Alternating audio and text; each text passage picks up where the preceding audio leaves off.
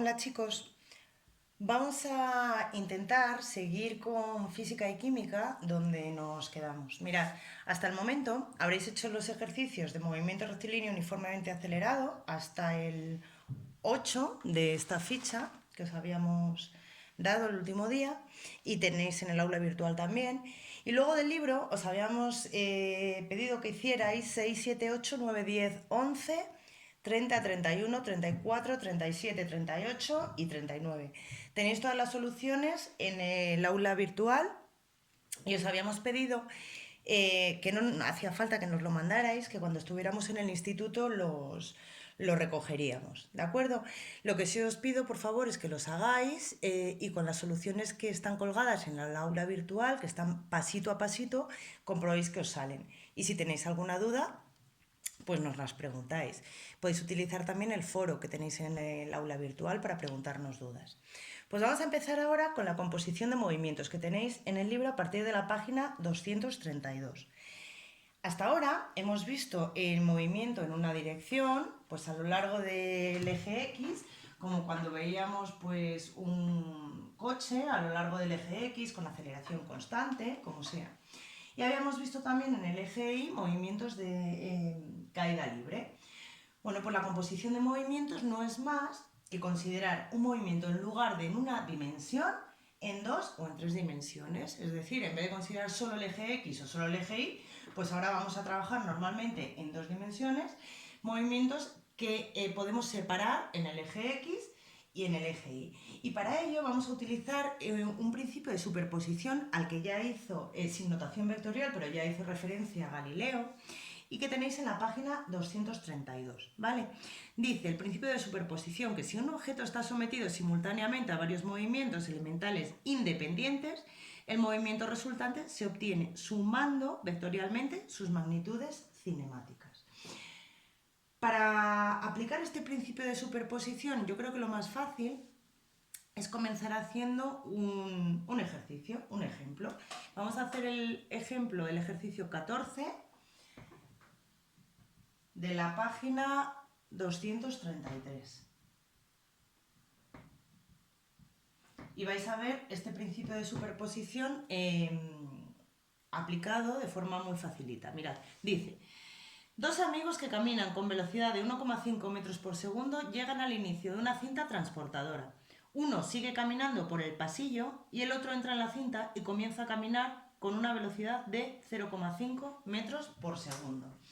Bueno, pues tenemos dos amigos. Este que dice que tiene una velocidad, vamos a llamarle A, ¿vale?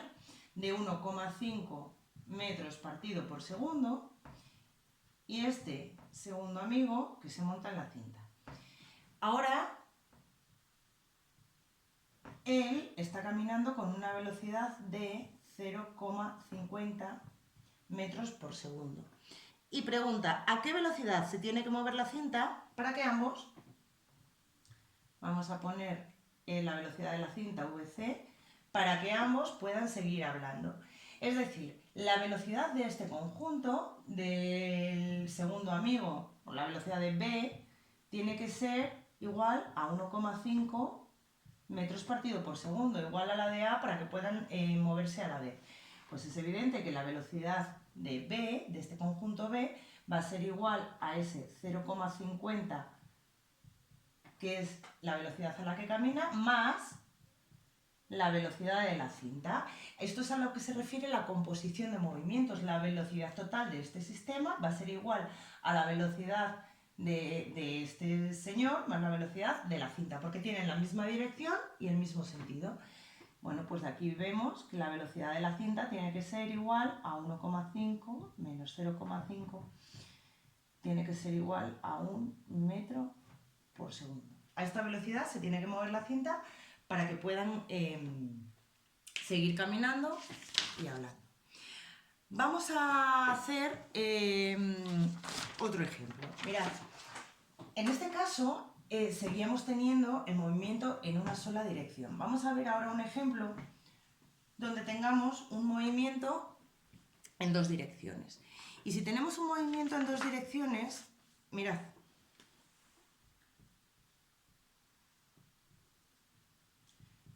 tenemos aquí el eje X y el eje Y, y tenemos, yo qué sé, esto.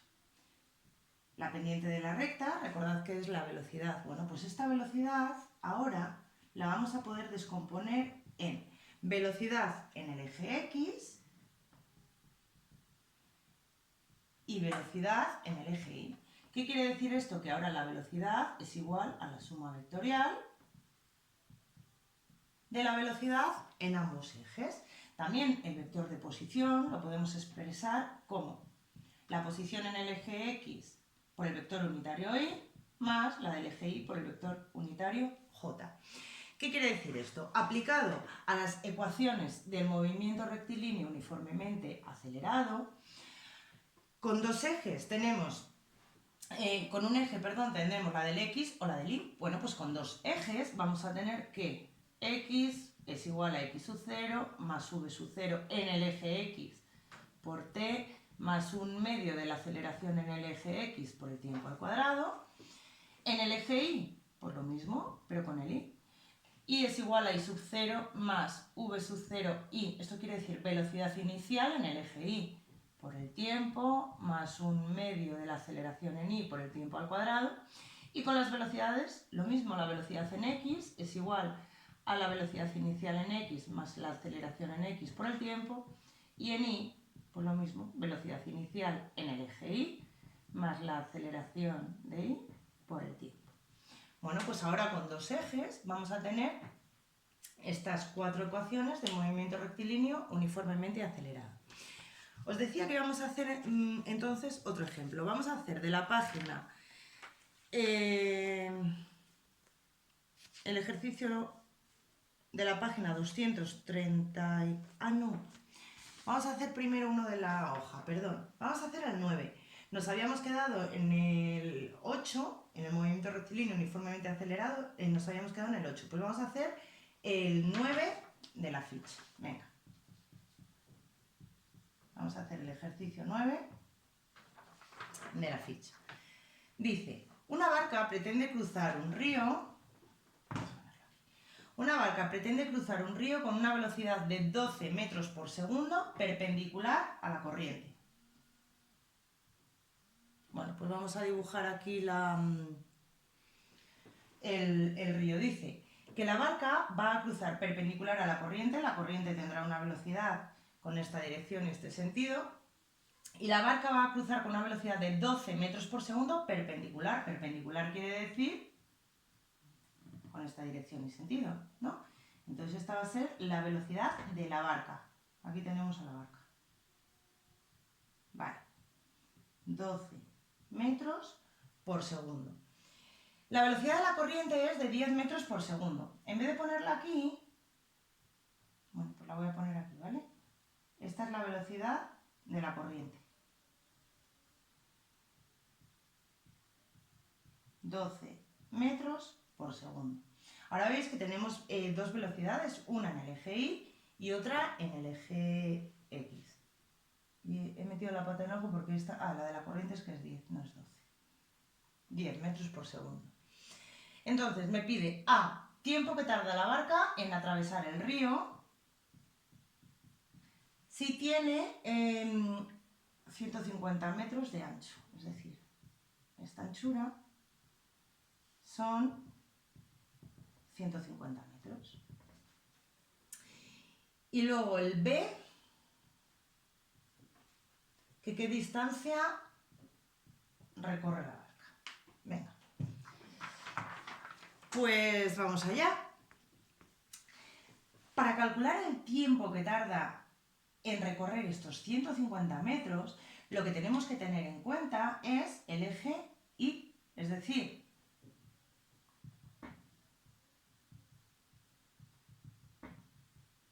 vale. Pongo la ecuación del movimiento rectilíneo uniformemente acelerado. En este caso no es uniformemente acelerado, es movimiento rectilíneo uniforme, no nos dice nada de la aceleración, entonces todo este término lo tachamos, porque la aceleración es 0. La posición inicial, 0. La posición inicial es esta, la barca parte de aquí, del punto 0. Entonces, ¿y qué distancia va a recorrer la barca? 150 metros, pues 150 es igual a la velocidad inicial I, en el eje I, pues es 12.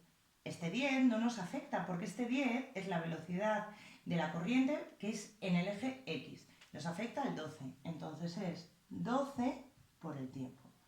Bueno, pues si de aquí despejamos, el tiempo va a ser igual a 150 entre 12, que si lo hacemos